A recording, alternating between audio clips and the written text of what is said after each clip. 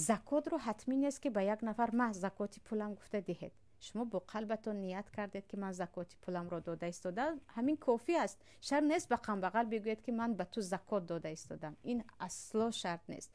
این چونین خرید کردن درست نیست. یعنی در نزد جمهور علما تو زکات پول رو پول میدهی. مثلا 40 گوسفندت باشد، یک گوسفندی یک ساله میتی، 30 تا گاو داشته باشی، یک گاوی از یک ساله گذشته میدهی، اما پول اون رو نمیدهی. از پولت هم مثلا تو باید از دلار زکات براری یا از سامان، تو رفته برنج و ارد خریده برده نمیدهی. این زکات من گفته از پولت باید پول بدی. همون کالای تجارتی داشته باشی میشود از همون چیزهای میفروخته ادهی. و این چونین زکات را شما مثلا به یک قم بغل قرض دادید، پولتون را برنگردانید، همون قرض هم زکات گفته نمی شود.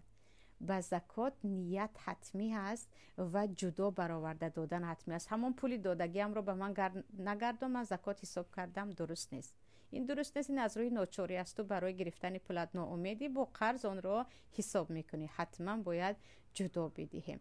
و مشکل این است که عزیزانی که بنده رو میشنوید یا میبینید، اونهایی که از زکات میترسند، سبب اساسیش این است که گمان میکنند با دادن همین پول قم بغل میشوند. مثلا یک نفری که صاحب 10,000 یا گفتیم 20,000 دلار است و 500 دلار زکات میبرارد، با همین دادن گویا که تمام دنیاش رو میدهد که فقط بهانه میجویند.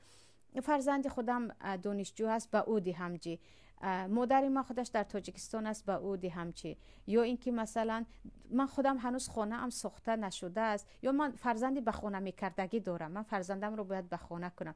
یعنی با هر رو میخوان از زکات گریزن، در حالی که اونهایی که اجر صدقه و زکات رو میدونن که الله فهو یخلفه میگوید من خودم به شما میدهم.